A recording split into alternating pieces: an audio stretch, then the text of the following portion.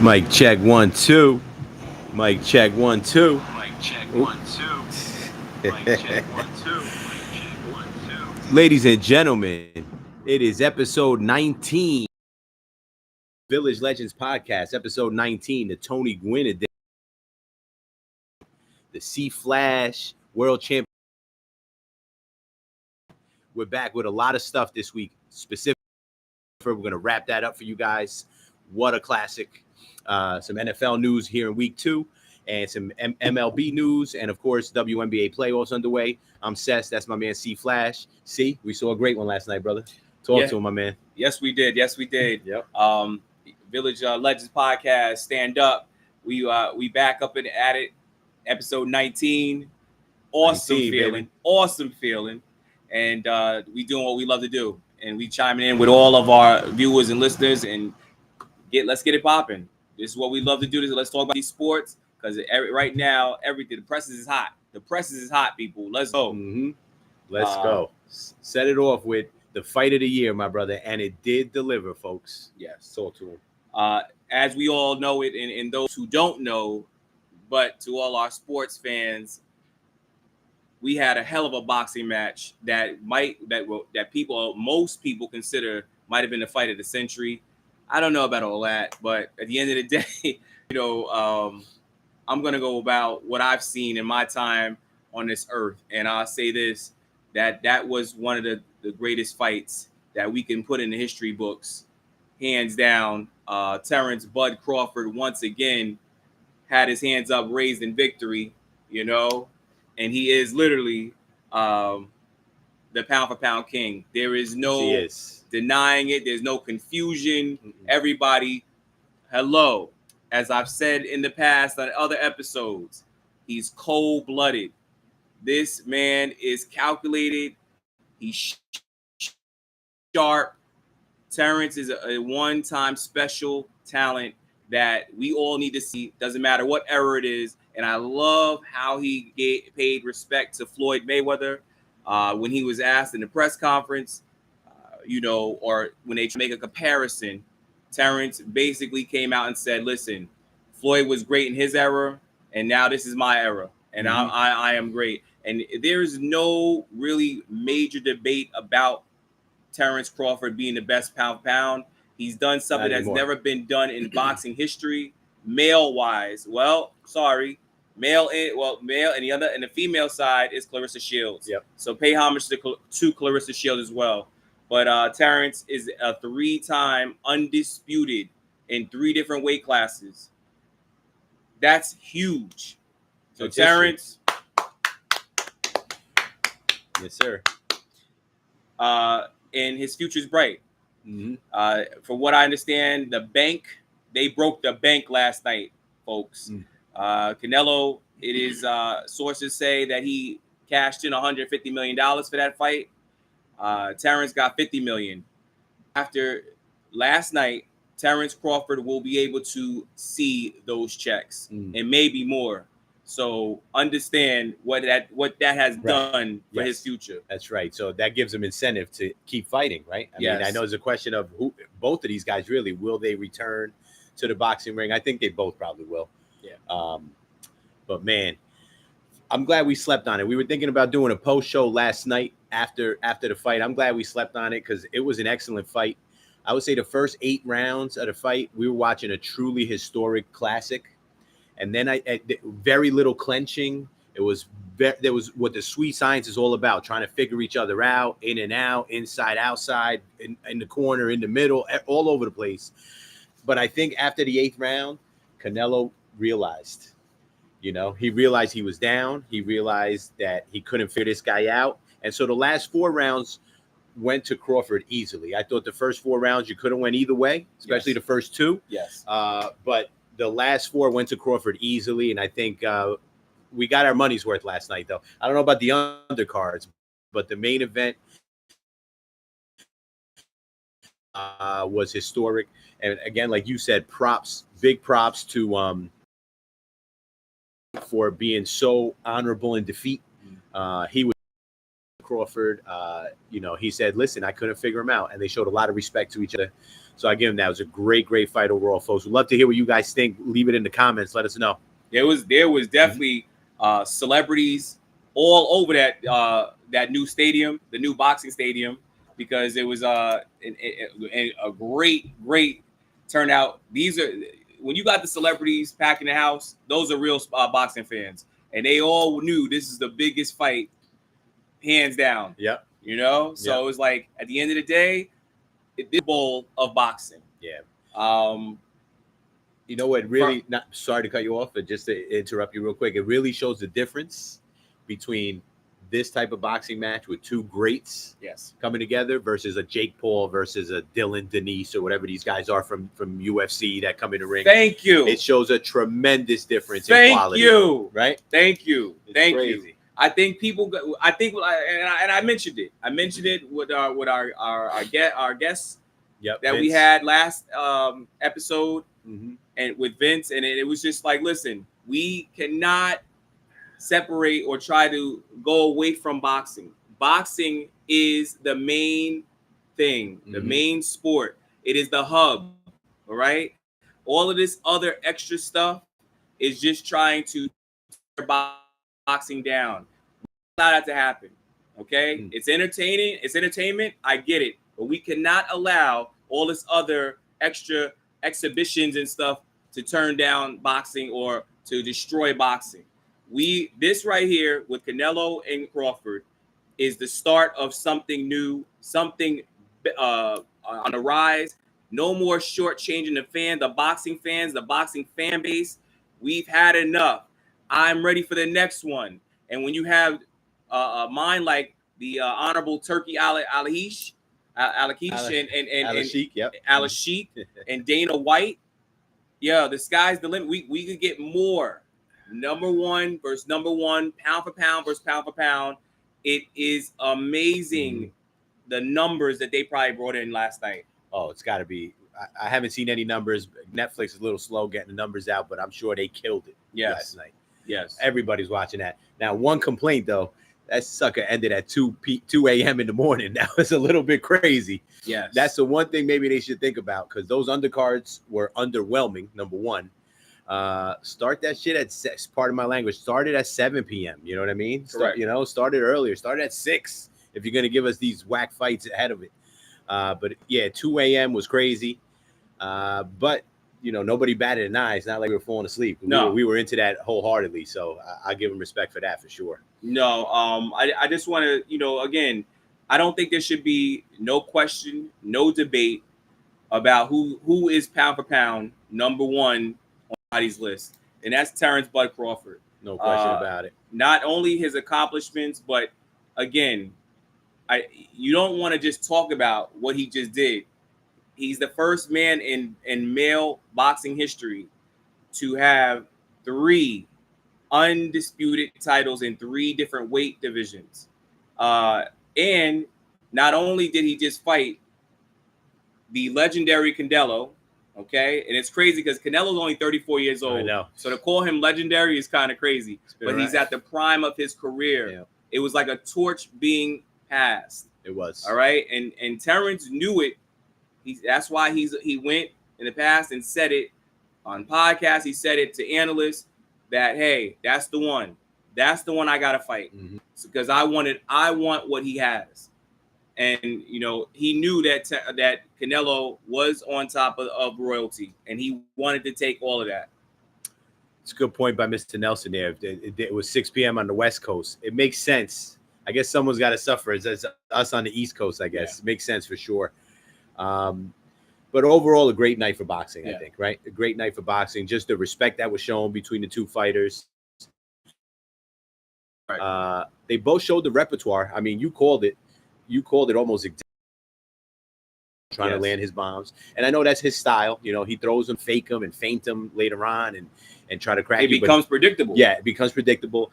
And Crawford was tremendous. He started off slow, kind of felt him out, didn't really jab the first couple rounds, and then he just, his combos kind of built throughout the fight, which was tremendous. And Canelo had a lot of trouble hitting him. So excellent. I would say that the one thing that we all saw last night was how Canelo at one point looked like he was going to say, you know what, I'll throw in a towel. Because it was the first time that I've ever seen Canelo frustrated like he was. Frustrated. I believe Terrence hit him with a combo. He did, or a counter punch.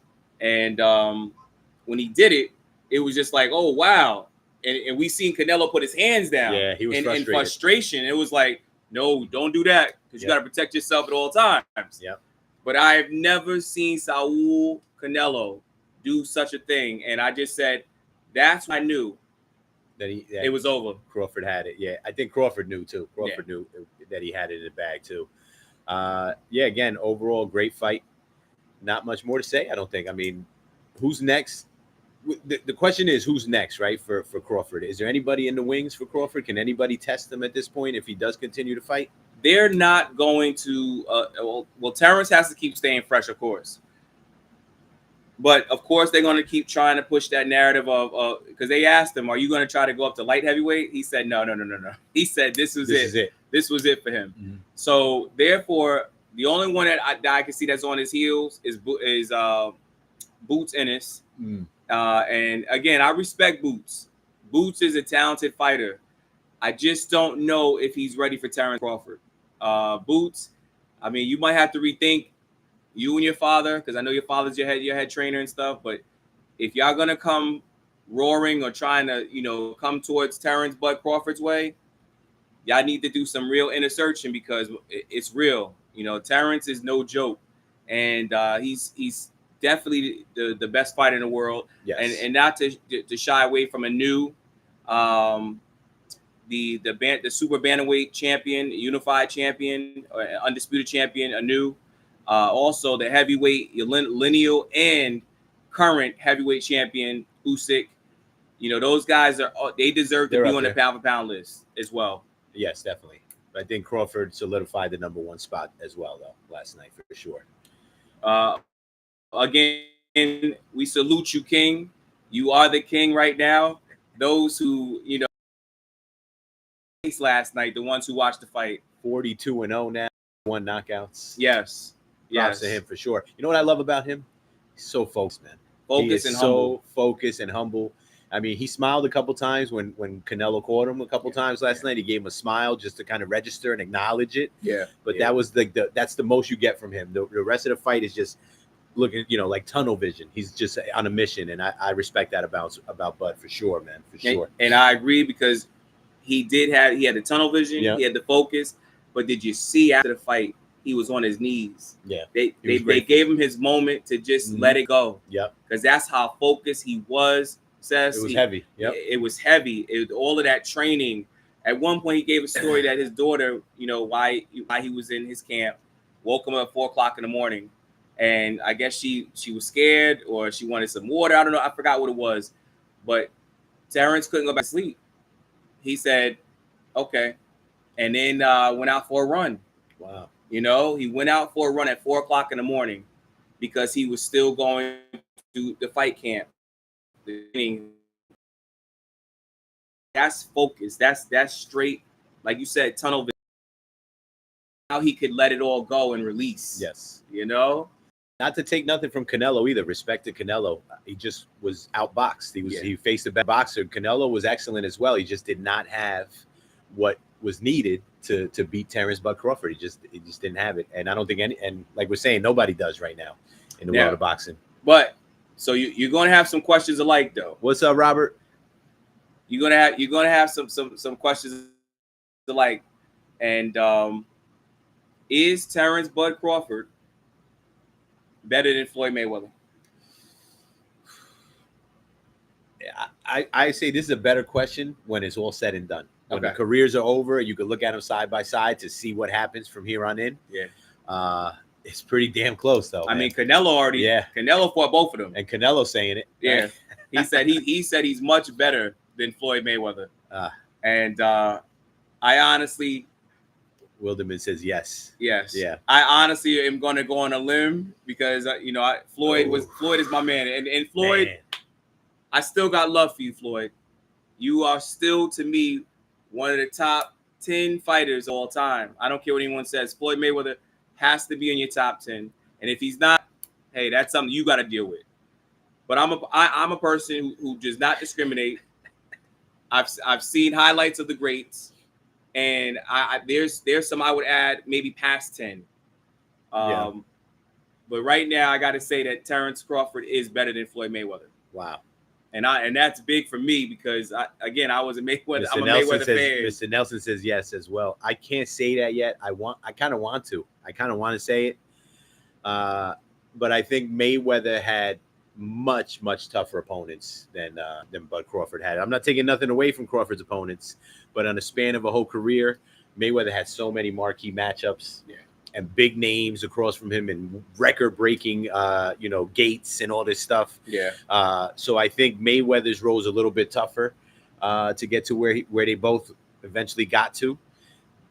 So I hear you. I hear the argument. I'm gonna wait till the careers are over, though, because I still got to say Mayweather at this point. But we'll see what happens at the end.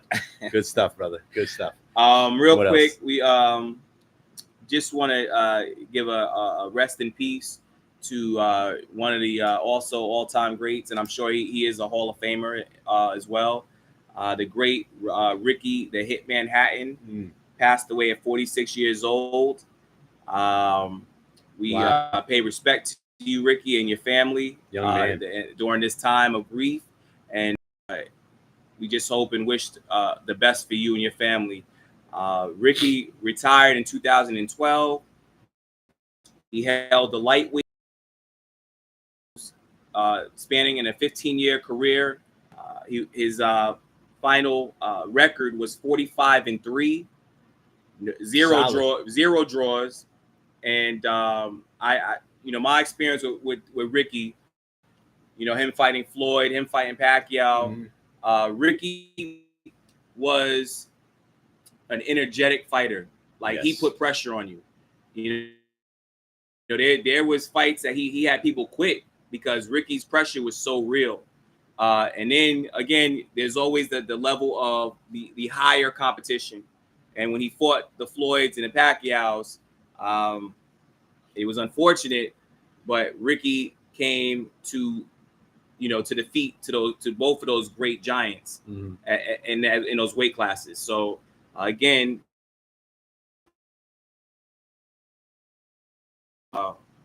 rest in peace to Ricky Hatton. Rest in peace, Ricky. You'll be missed. To win the IBF welterweight title by split decisions.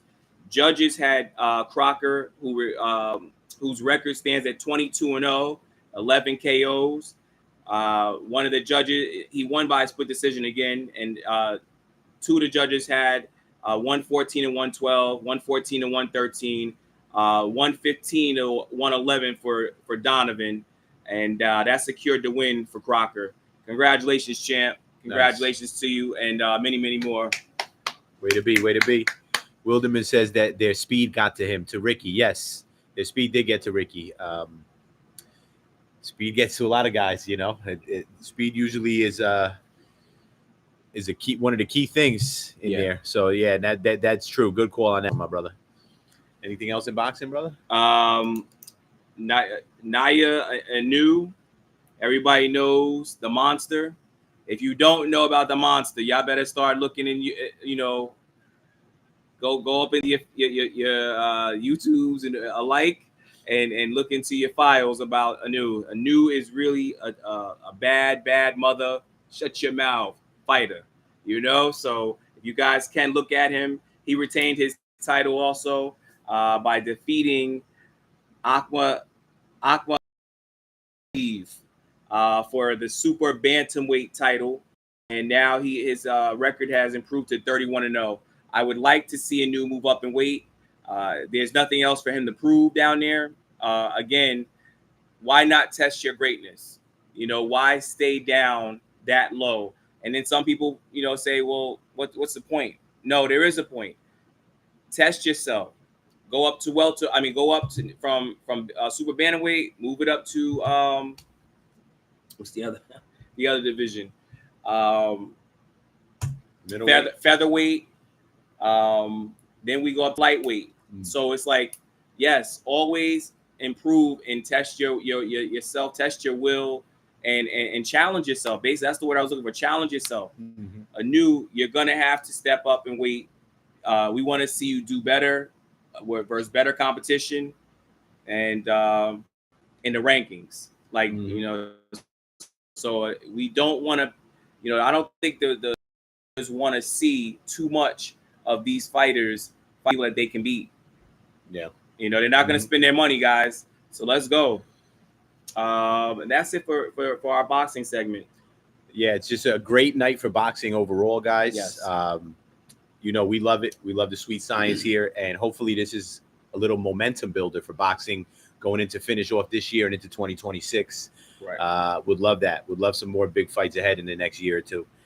So great job there, my brother. We're going to move on to the National Football League, the league that never sleeps. It's week 2 in the National Football League. Yes.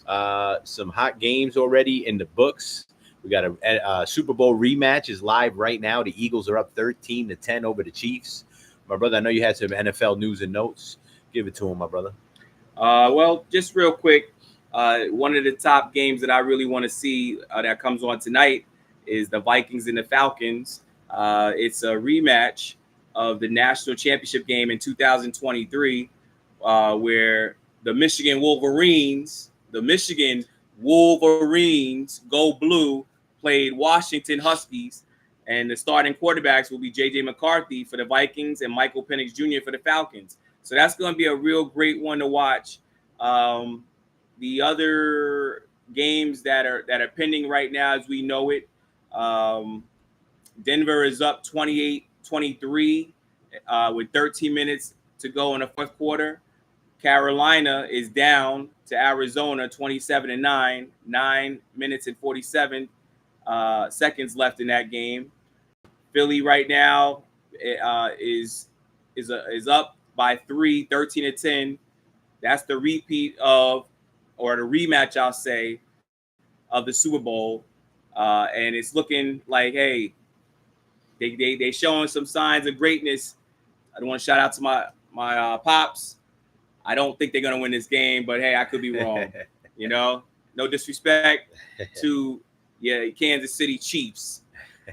And again, later, also we have finals with Green Bay versus Washington. That took place on Thursday, and that was a 27-18 game.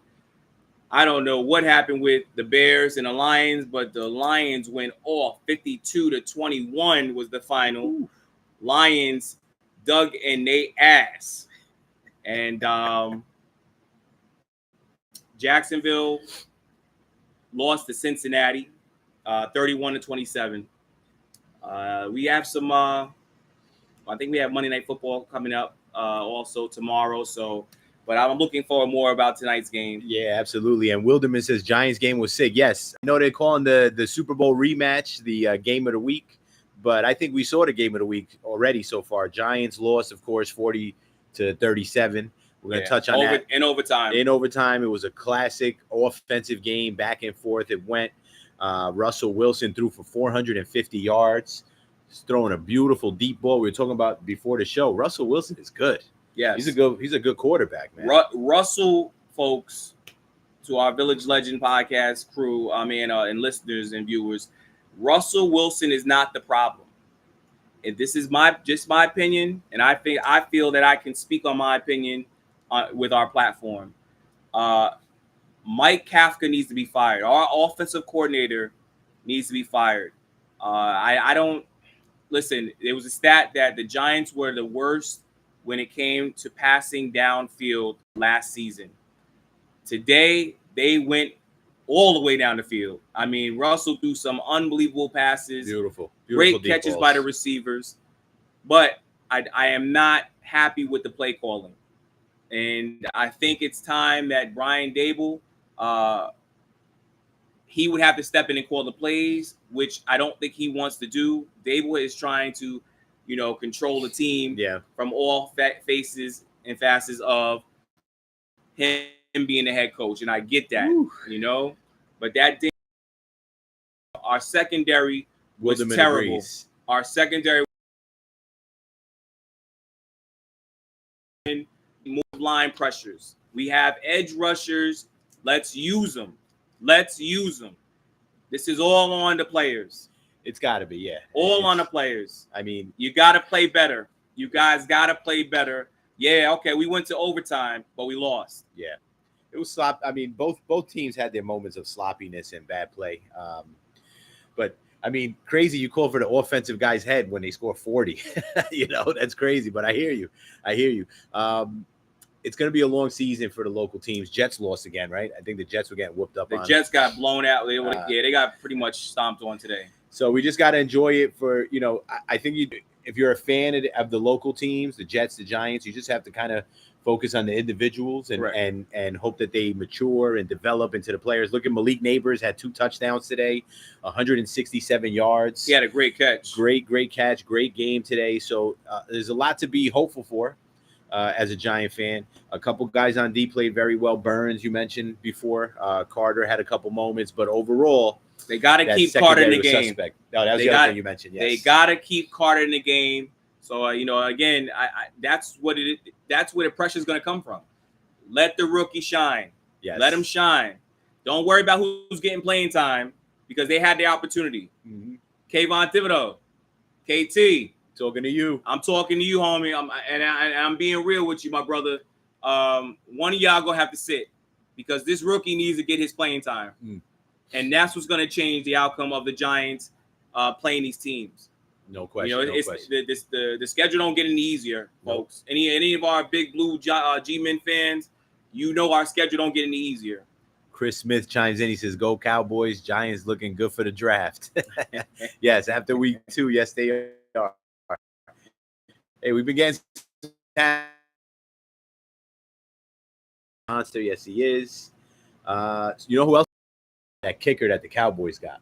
That boy could kick. Boy. He kicked a 64-yard field goal. Woo! And he had room to spare. It could have been 75. I think he would have made it. 74. Yeah, he would have made it. As deep and as real as it was, yeah, that hurt us because if he would have missed that, it was game over.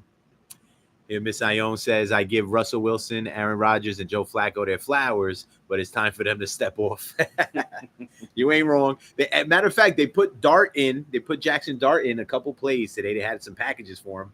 Didn't really make any sense to me. No. I don't understand why bring the rookie in number 1 to hand the ball off. That I don't understand. And whose call was that? Maybe it was your boy Kafka. I don't know, but then the other play was like it just broke. He fell. It was weird to see him in that situation. Yeah, I don't know. Maybe they're just trying to get him to learn the pressures of the NFL. I'm not sure, but I don't think that did much for him anyway. Anything else, my brother? National Football League. That's pretty much it. And also to Christopher Smith, the Cowboys is still garbage. All right, we do not support the Cowboys, and nor will I ever. Okay, Christopher Smith, just want to let you know. Robert says kickers now get their own footballs. Wow. Oh, I didn't know that. So you think maybe he's deflating a little deflate gate action for him? He been talking to Tom Brady. Oh my God. They coming for you, Goat. Yes, sir. Yes, sir. Well, it's week 2, and there's another 15 to go. So we're going to have plenty to talk about in the NFL. If you have a quarterback, don't. You're right. He's right. Mr. Nelson's right. It made no sense. Overall, in the grand scheme of things, it's not why they lost, but it still was kind of a head scratcher there, But anyway, that's week 2, and we'll be back next week with some more football talk, of course. Next up, we'll switch to the hard court. The WNBA playoffs are underway. Sir. Yes. The ladies are in the playoffs, my brother. Let them know how they're looking and what we got. Well, today's playoff game was the Minnesota Lynx, and they played the number 8 seeded Golden State Valkyries. If I didn't mention, Minnesota Lynx is the number 1 seed. So they pretty much put a whooping on them. They are 1-0, and the Atlanta Dream played today versus the Indiana Fever and defeated them. So they're 1-0. Atlanta Dream is the number 3 seed, and Indiana Fever is number 6 seed. Through the brackets of what it's looking like, you have the number 4 seed Phoenix Mercury versus the number 5 seed New York Liberty. the number 2 seed Las Vegas Aces that won 16 straight games towards the end, and they are on fire. I say it again, they are on fire. And they're playing the number 7 Seattle Storm. So, again, the playoffs of the WNBA is ready. It's here, and let's support it. Let's support it. Of course, I say go New York, go New York, go. The defending champs. A couple tidbits from the first round. Our girl MPC had 20 points, 6 rebounds. Your girl Ryan Howard, she dropped 20 points in the Dreams win over the Indiana Fever. And the Fever has the rookie Kelsey Mitchell. She don't get a lot of love, but she's nasty, man. She scored 27. So we'll keep you guys posted on that. It should be an exciting playoff drive, and we'll keep you posted from there. Anything else on that in the W? No, that's pretty much it. Yeah, it's round 1. It's just getting underway, so we'll talk about it. We'll switch gears now. The Summer Classic, of course, the Major League Baseball. We're going to talk about our Mets. That's what we're going to do. Yes. Because they need to be talked about. They have collapsed once again. And I know there's some of our listeners and viewers that are out here talking about, but they're the Mets. But they're the Mets. Yep. This is normal. Listen, anyone who knows this show, we are Met fans. And there's three major things I feel that has to happen if we don't make the playoffs this season. And which, if it ended today, we're not in. The Giants will be in. Yes. Crazy. Mets won today. So to all the Met fans, hey, there is some hope still left. I think it's 2 weeks left, Seth? Yeah, that's it. That's it, brother. Number 1, that comes down to a hope with the Mets if they don't make this the playoffs this season, which would be a damn shame because there's a lot of talent there. We got to get rid of some players. And I might some people might come for my head on this, but it's okay because that's what we do on this show. We speak the truth. The squirrel, you end this. Yes. Marte, you look like it. You're looking straight up like a bum, and I understand that you might be the motivation as Soto gives you that title, on the Mets team, but no, it's time. I think it's time for you to part ways with us. The big one. I'm worried about Alvarez. Oh yeah. Francisco Alvarez showed signs of greatness, folks. To all my Mets fans, I'm not feeling comfortable with Francisco. I think, and I'm not saying it to put a dagger in that young man. Maybe it's just not. New York's just not for him. You know what I'm saying? Number 4 was the pitchers. Some of our pitchers have to go. And I'm going to add a number 5. Hit it. Because we already know what's going to happen. That's number 5 should have been number 1. Manager Mendoza, you're going to get fired. Oof, that one hurts me. And if you are watching us or any of your handlers are watching our show, I don't want to be cruel, but reality is start packing your bags because you will be fired. That hurts, bro. That one hurts. Pete Alonso, we love you, Big Pete. I don't see you getting a contract extension after this. They're moving on. You think they're moving on? Yeah. Steve Cohen has made it very clear that playtime is over. And he's going after who he needs to go after for us to win. And says that there might be something going on in the locker room. I probably, yeah. I mean, I don't know how deep it's going to be. I just think overall, we've talked about this before. I just think they lack toughness. Okay. I think they lack toughness. I don't know if they're at each other's necks in the locker room. I really don't. I just think they lack that it factor, that thing that you need, that thing that by the way, folks, that thing that Juan Soto has. I know he's got a lot of haters out there, but my man is a beast. Rocking. He is a beast. Got 40 home runs. He's setting records that only Barry Bonds and Jeff Bagwell have done for the number of walks and home runs and stolen bases combined that this guy has gotten.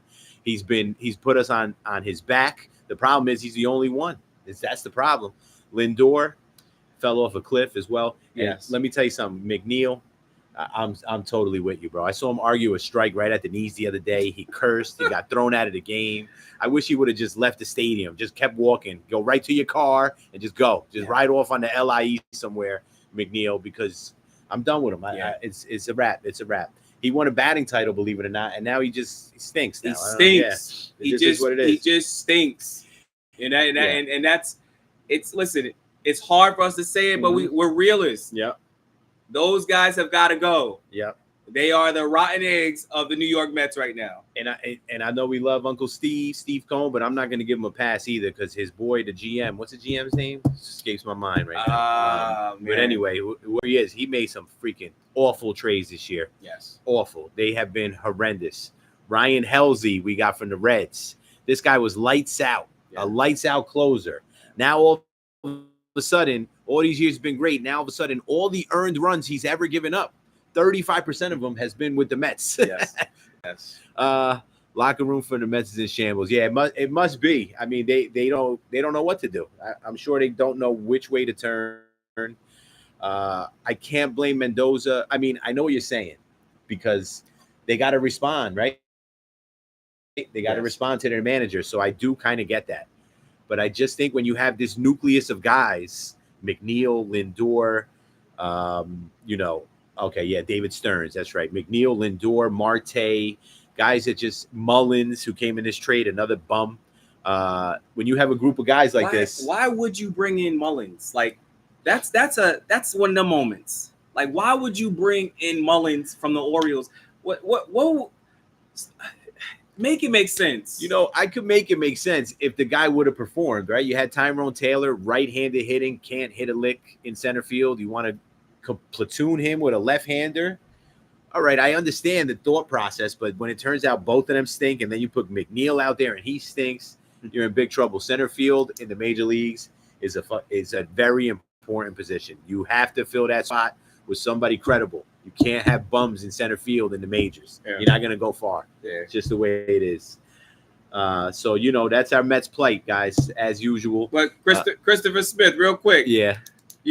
We might have to get you a shirt that says hater. Hi, hater. Because you know what? We see you. But you know what? You still one of the fans, so we got love for you too, all right? Yes, sir. We ain't mad at you. Yankees are in second place right now behind the Blue Jays for the AL East. And in the wild card, they are, let's see, the Yankees in the wild card. Shout out to Judge as well for breaking the Yankees home run. Does he hold the record over Joe DiMaggio? He went into number 5 or something, the number 5 spot all time. Yeah. So the Yankees are in first in the wild card. They lead. Yes, good call, Wilderman. They're in first. So, Yankees are 25 games. Is it 25? Yeah, 20, almost 20 games over 500. And 18 games over 500. They're JR, thank you, brother. Thank you. Appreciate you. Appreciate it. So the Yankees are always in the hunt. I mean, Yankee fans are very fickle. They're very their team could have the best record in baseball, but they lose a few games and, everybody has to go. Yes. Everybody has to get fired. But they're doing their thing. They're hanging on. We can't say the same for our boys, though, my brother. We can't. No, it just sucks. Again, all we want to talk about is sports, and our teams suck. But at the end of the day, we still are ride and die fans. We do not jump ship. We do not go to teams that are winning. No, we will have our day to gloat and laugh at the haters as well. Mm-hmm. But we still talk about all teams, and these right now this part of the year, the fall time, is where the playoffs begin. So it's a lot of real championships that need to be won. Yes. And Wilderman, I agree. Aaron Boone, I don't know how he has survived this long. It's crazy. It's like he has something on them or something, because I agree with you. He should have been fired 5 times already. I agree, man. So that's the Mets plight. That's where we're at. We'll give you a full scope of the majors next week. We'll tell you what's going on, the power ranking. We'll get back to that. I think that covers it. We want to touch on one little extra piece of baseball. Guys, there's a kid on the Oakland Athletics, on the Oakland A's. His name is Nick Kurtz. Nick Kurtz. He's a lefty. He hit 4 home runs in a game earlier this season. Last night, he hit a grand slam, 493 feet long. The longest home run in the modern era the longest grand slam in the modern era since they've been measuring. Nick is a beast. Beast mode. He is tremendous. He's a big boy.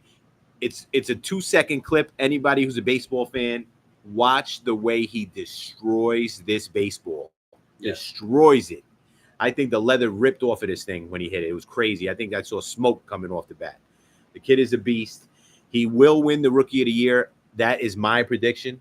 It's going to be between him and his teammate, Jacob Wilson, another excellent infielder who's batting .318 in his own right. But Nick Kurtz is batting .298. He's got 31 home runs. He's got 78 ribbies. A's aren't going anywhere. They can breed these great young players, but they can't really develop them and keep them and create something in the long haul. So enjoy it while he's there.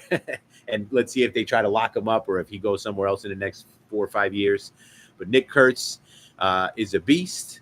Remember that name in the majors. For the future, folks. For the future. And I think that's our extra point for today, my brother.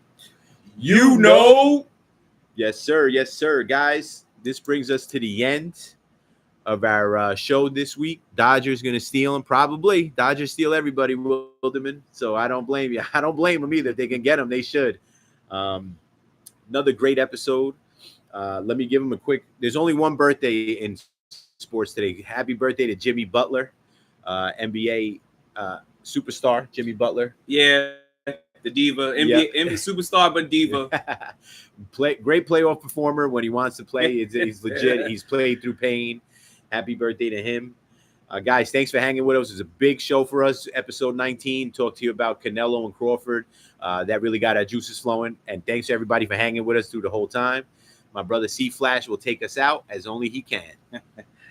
All love, all love. Thank you. Thank you once again for everybody for tuning in.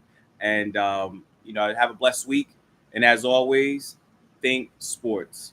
Think sports. Peace. Peace, Robert.